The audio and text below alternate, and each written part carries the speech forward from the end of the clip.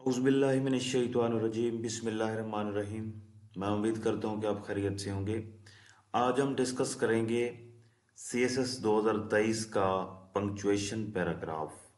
उसको आज हम पंक्चुएट करेंगे।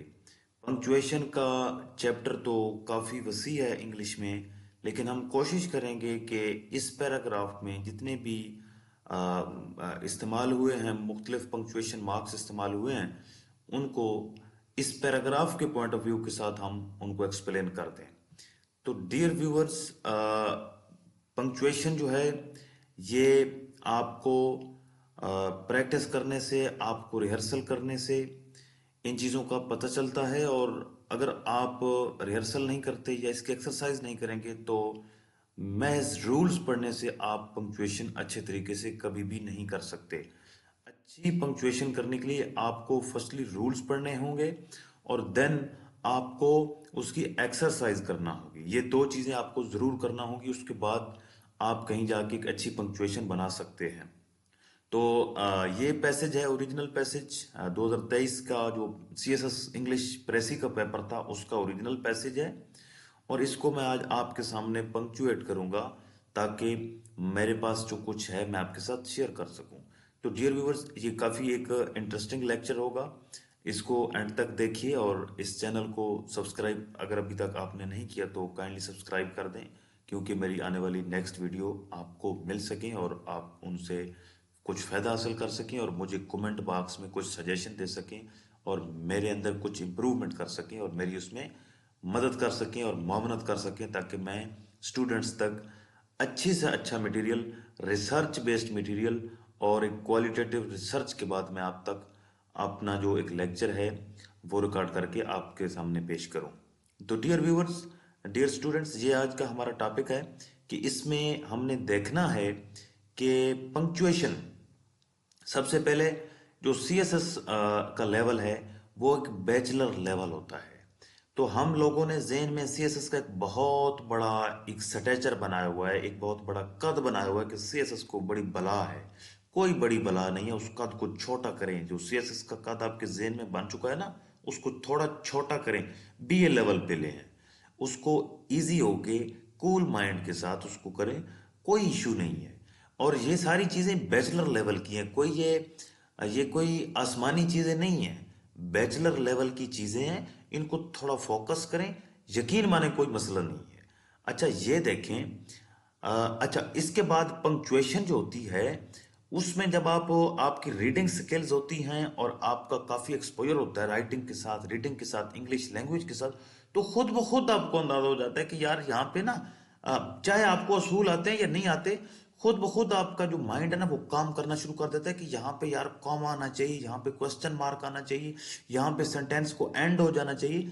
ये चीज़ें आप खुद ब खुद डिसाइड करना शुरू कर देते हो, भले आपको रूल्स एंड रेगुलेशंस का सही तरीके से नहीं भी पता तो दैट्स वेरी सिंपल। तो ये देखें, हम पैराग्राफ शुरू करेंगे कि वाइल टेकिंग अ नैप। ये जो नैप है ये क्या है?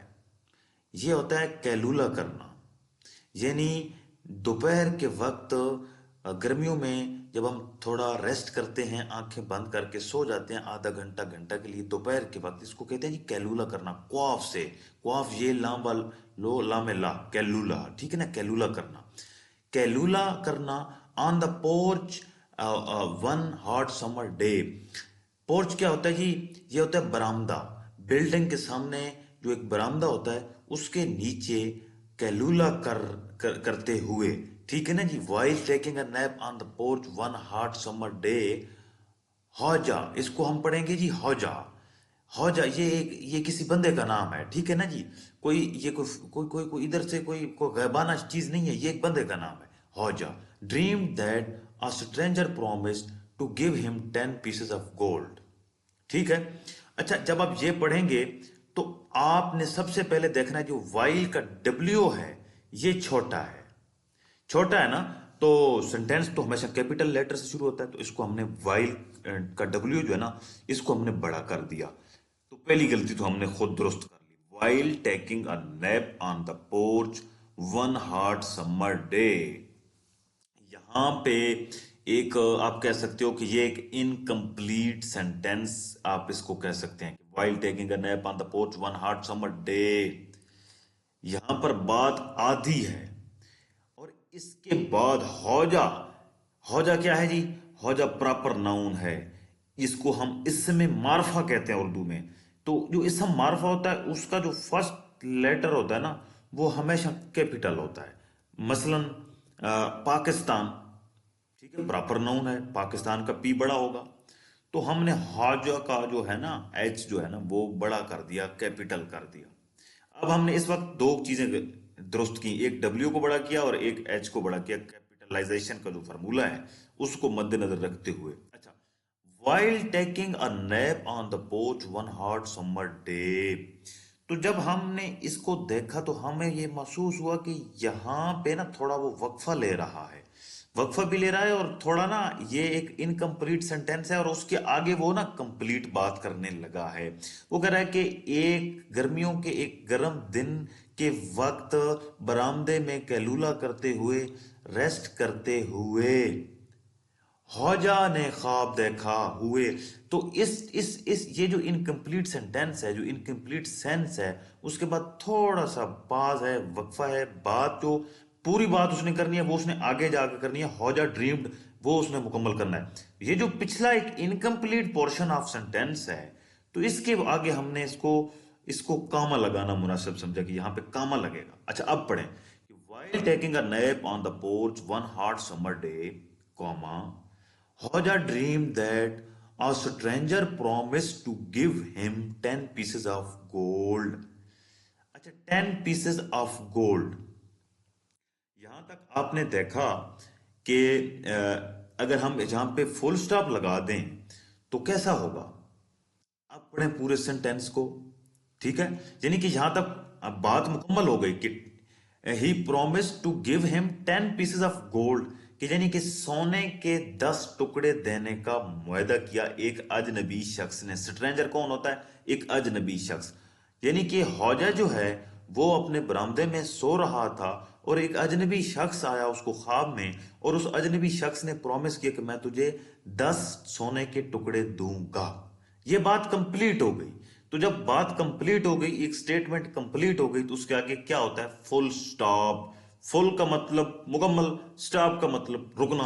मुकम्मल तौर पर हमारी बात जो है ना यहाँ पे खत्म हो चुकी है, तो हमने यहाँ पे क्या लगा दिया? Full stop. यहां तक जो गलतियां थी आपने निकाल दी। एक डब्ल्यू छोटा था वो आपने बड़ा कर दिया, हौजा का एच छोटा था वो भी बड़ा कर दिया। यहाँ पे इनकम्प्लीट सेंटेंस था, उसके आगे कॉमा लगा दिया, फिर एक कंप्लीट सेंटेंस है, ठीक है। ऊपर मैंने ये बताया है इस पंक्चुएशन के हवाले से कि comma is use between a dependent class.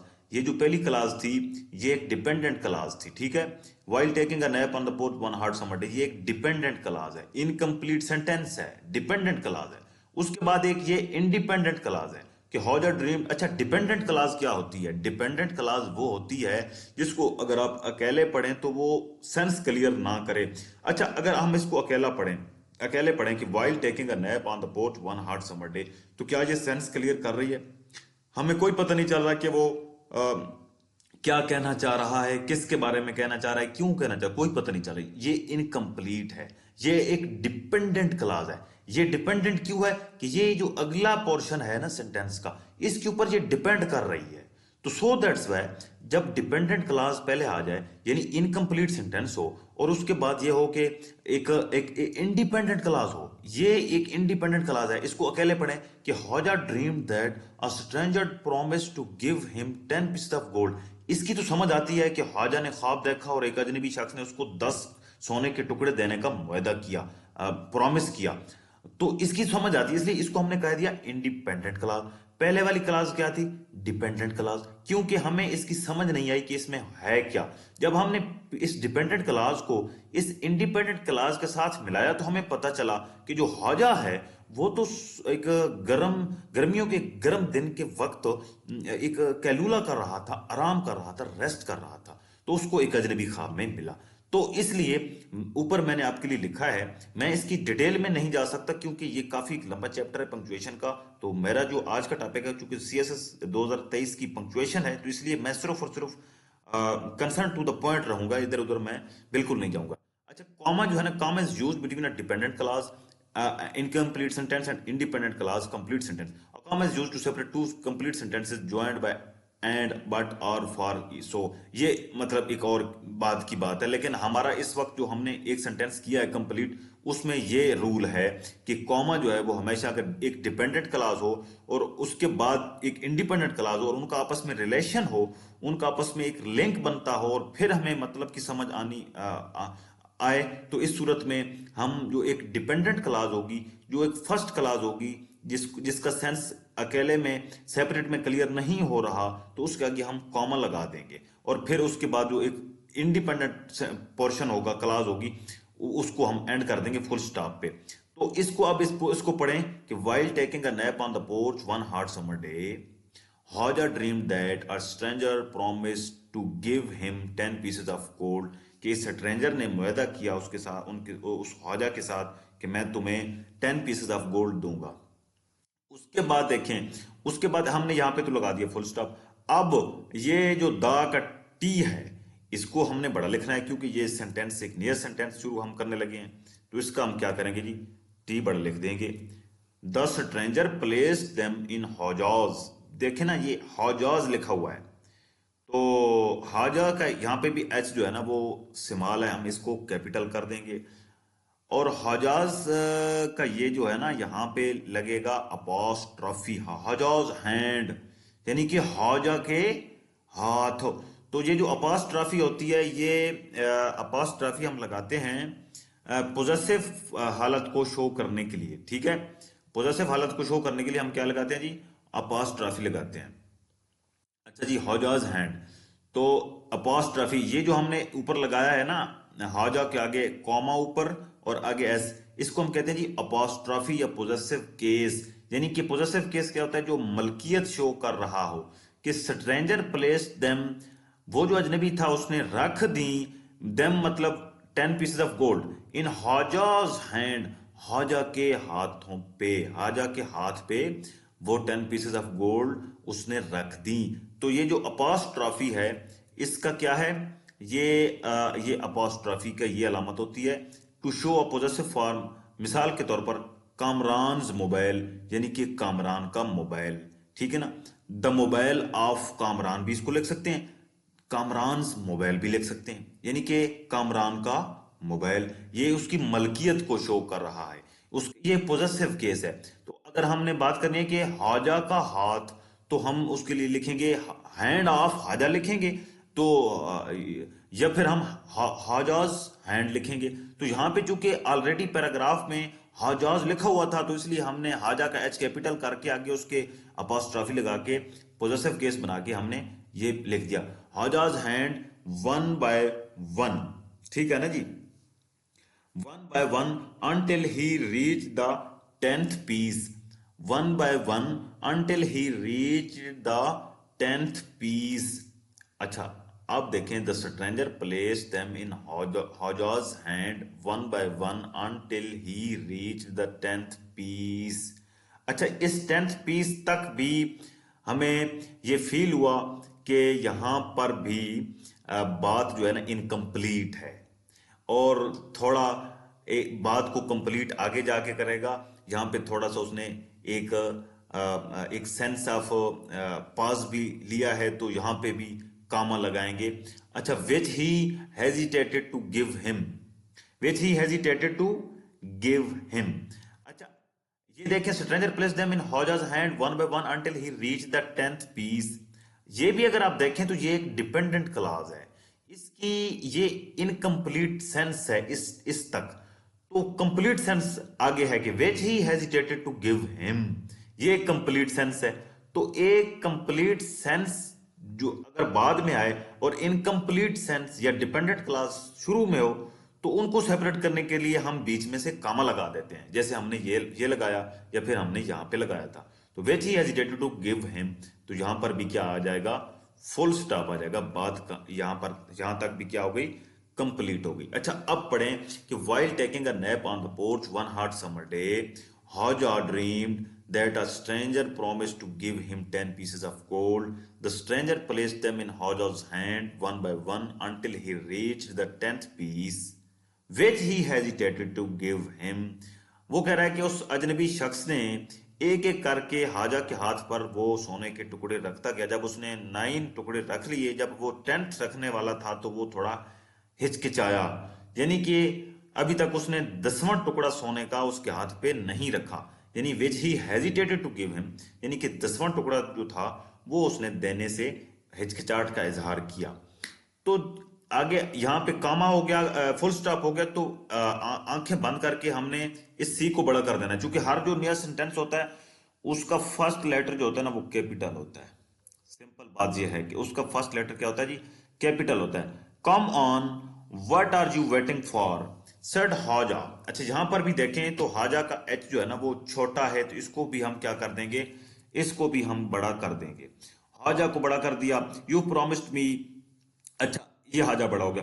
Come on, come on के आगे आपको फील हो रहा है कि कामा होगा, कि इधर आओ, या यहाँ पे एक्सक्लेमेशन मार्क होगा। Come on, come on. अच्छा, ये जो एक्सक्लेमेशन मार्क होता है ना, एक्सक्लेमेशन मार्क एक ऐसी सिचुएशन पे लगाया जाता है जहां पे कुछ इमोशंस हों, मसलन गुस्से के, खुशी के, जज्बात के, हैरानगी के।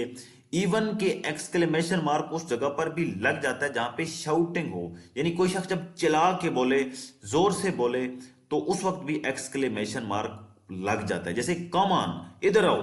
तो ये असल में तो ये किसकी बात हो रही है, ये हाजा की बात हो रही है। हाजा ने उसको कहा कि कम ऑन, इधर आओ। अच्छा, कम ऑन के आगे ये हाजा ने एक चीखते हुए, चिल्लाते हुए उसको कहा ख्वाब में, तो यहाँ पे हम लगा देंगे एक्सक्लेमेशन मार्क। एक्सक्लेमेशन मार्क का क्या इस्तेमाल है, आप इधर पढ़ सकते हैं कि एक्सक्लेमेशन मार्क, या इसको हम एक्सक्लेमेशन पॉइंट भी कहते हैं, इसका इस्तेमाल use to indicate strong feelings, emotions, shouting और high volume. Exclamation mark is always used to always used at the end of the exclamatory sentences. An exclamatory sentence is one that expresses a strong or forceful emotion such as anger, joy, sorrow or surprise वगैरह वगैरह। ठीक है ना जी। तो यहाँ पे क्या लगेगा जी, एक्सक्लेमेशन मार्क। मैं आपको बता दूं कि एक्सक्लेमेशन मार्क फॉर्मल जो आपकी होती है एक राइटिंग, उसमें आप नहीं इस्तेमाल करते। आप 3000 वर्ड्स का ऐसे लिखते हैं, मैं शर्तिया तौर पे कह सकता हूं कि पूरे उस 3000 वर्ड्स के ऐसे में भी कोई कोई कोई कोई सरीहन, कोई वाज़िहतन कोई ऐसा इमोशंस अगर नहीं आता, तो आप उधर एक्सक्लेमेशन मार्क का इस्तेमाल नहीं करते, क्योंकि ये फॉर्मल वे में इतना ज्यादा इस्तेमाल नहीं होता। अगर आप इस तरह एक्सक्लेमेशन मार्क इस्तेमाल करने लग जाएं तो फिर तो हर तीसरी चौथी लाइन में एक्सक्लेमेशन मार्क होगा, तो आप नहीं होता। लेकिन ये पर्टिकुलरली चूंकि ये पंक्चुएशन का क्वेश्चन है, तो इसलिए हमने इसके आगे लगा दिया, कम ऑन के आगे एक्सक्लेमेशन मार्क हमने लगा दिया। अच्छा, कम ऑन एक्सक्लेमेशन मार्क लग गया कि what are you waiting for. What are you waiting for, ये एक सवाल है। What are you waiting for, ये क्या है जी, ये एक सवाल है कि what are you waiting for. हमेशा क्वेश्चन मार्क जो होता है, क्वेश्चन जो होता है उसके आगे क्वेश्चन मार्क लगाते हैं कि come on what are you waiting for, कि आप किसके लिए इंतजार कर रहे हैं। सेड हाजा, हाजा ने कहा। अच्छा, सेड हाजा, हाजा ने कहा, यहां तक एक सेंटेंस क्या हो चुका है जी, कंप्लीट हो चुका है। अच्छा, अब मुझे ये बताएं कि जो इन्वर्टेड कामाज होते हैं वो आप कहां इस्तेमाल करते हैं। इन्वर्टेड कामाज, ये देखें, to quote exact words of a speaker. किसी शख्स के जब एग्जैक्ट वर्ड्स को आप लिखते हो तो आप हमेशा उनको इन्वर्टेड कामाज में लिखते हो। दिस इज द रूल, ठीक है ना। इन्वर्टेड कामाज, दो कामे इस तरह उल्टे और दो कामे उस तरफ उल्टे, इन्वर्टेड कामाज।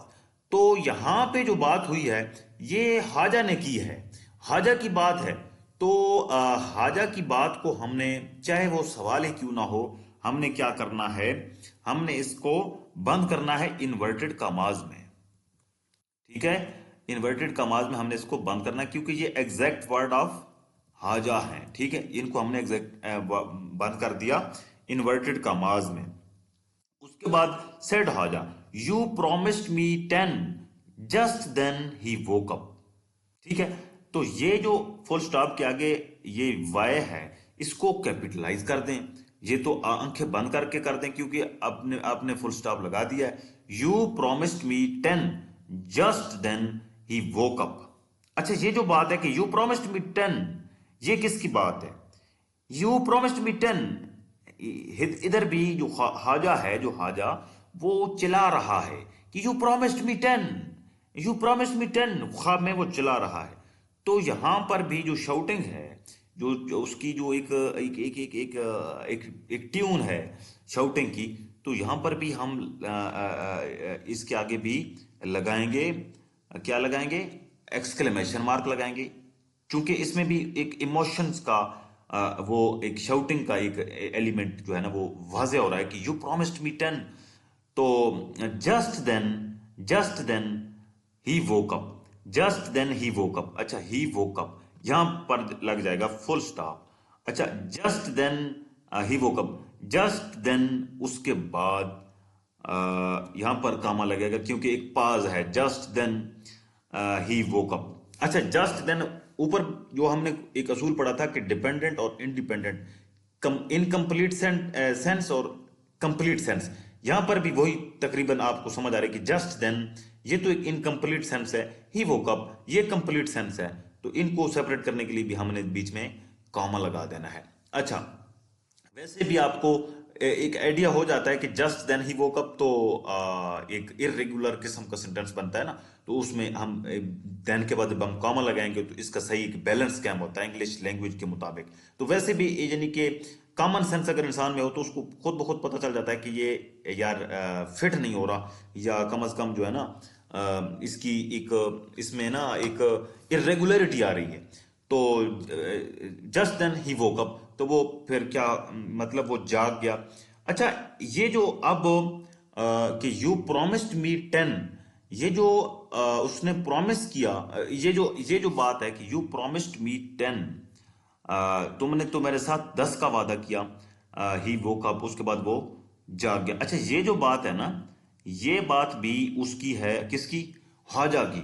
अगर हाजा की बात है तो इसको भी हमने बंद करना है इन्वर्टेड कॉमास में, क्योंकि ये उसके एग्जैक्ट वर्ड्स हैं हाजा के। तो इसको भी हमने इन्वर्टेड कॉमास में बंद कर दिया, just then he woke up. अच्छा, यहां तक हो गई हमारी पंक्चुएशन कंप्लीट। उसके बाद फुल स्टॉप लग गया, उसके बाद ही को बड़ा कर दें, कैपिटल कर दें। अच्छा, वेरी सिंपल के कोई इशू इतना खास नहीं है, तो इसमें एक्सरसाइज आप करेंगे तो he immediately looked at his hand and saw that it was empty. He immediately looked at his hand and saw that it was empty. यहां पे कोई कॉमा, कोई सेमीकोलन, कोई एक्सक्लेमेशन मार्क नहीं लगता, ये जस्ट एक सेंटेंस है। He immediately looked at his hand and saw that it was empty. उसने अपने हाथ की तरफ देखा और उसने ये देखा कि उसका हाथ जो है ना वो खाली है। तो यहाँ पे जस्ट हम फुल स्टॉप लगा देंगे। फुल स्टॉप के आगे जो ये जो ही है इसको हम कैपिटलाइज कर देंगे।